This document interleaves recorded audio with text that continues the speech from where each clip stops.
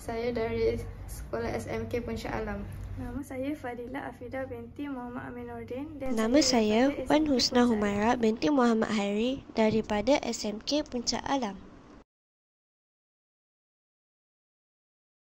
Dan saya guru pembimbing bagi kumpulan ini. Nama saya Nur Alia Najwa binti Mastuni. Hai, Assalamualaikum dan selamat sejahtera. Kami dari kumpulan NFW. Ini adalah projek mobile apps kami yang bertajuk Smart Eco Cities Bicycle Rental. Di dalam apps kami menggunakan software Codular. Seterusnya, apabila anda membuka mobile apps, skrin login akan dipaparkan. Sekiranya anda adalah pertama kali menggunakan apps ini, boleh tekan pada bahagian Register Here.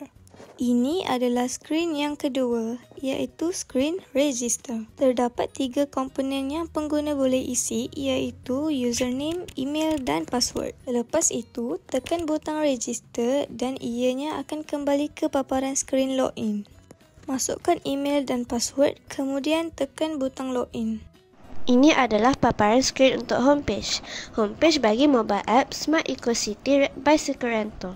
Terdapat 2 butang pada paparan skrin ini, iaitu butang logout dan butang find nearest place. Selain itu, terdapat juga side menu button pada paparan skrin ini. Seterusnya, kita akan pergi ke paparan skrin maps. Ini adalah paparan skrin maps. Kami menggunakan fungsi web view pada paparan ini dan akan menghubungkan ke Google Maps. Untuk menggunakan fungsi ini, anda boleh cari menggunakan search box untuk mencari kawasan yang menyewa basikal di sekitar anda.